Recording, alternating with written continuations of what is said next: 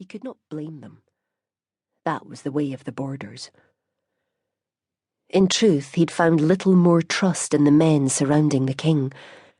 They were just less obvious about their suspicions. Rob, bearded now and taller and broader than John remembered, stood on the wall walk, arms folded in doubt, letting John sweat beneath his full harness of armour. It was as much for his moods as his dark hair that they'd called him Black Rob. Now new lines scored his brow, and John wondered how many of them had deepened since he woke to find himself head man of the riding clan. "You claim to be my brother." Even Rob could not recognise him with a glance. John had been 12, only half grown when he left. "Aye, you're looking at the son of Geordie the Red." A Storic could say the same. His sceptical disdain was everything John had remembered and hated. "What brings you here?" He did not ask, "What brings you home?" as if he would not call Brunson Tower John's home either. But everything was different now. Instead of begging Rob's permission and asking his help, now John would tell his brother what must be. "I'm sent of King James, 5th of that name." His brother snorted. "That's no talisman of entry." Ruled by his advisers for the last 15 years, the young king's name struck no terror in the Borders. But John knew the king well enough to know that it would. And soon. "Look at my eyes and you'll know me." Johnny Blunkett, they had called him. The only Brunson with blue eyes. "If you're a Brunson, then what's your father's father's father's father's name?" He searched his memory blank, then tried to summon the ballad of the Brunsons.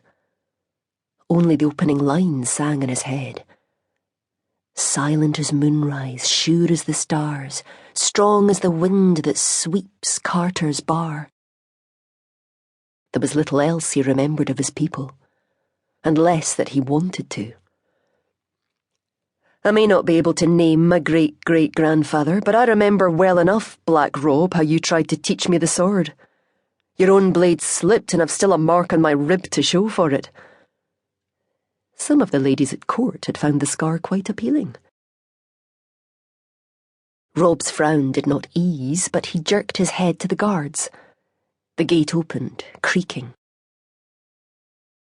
John rode in, searching for something he might recognise. Was that the corner where he and Rob had practised with dagger and sword?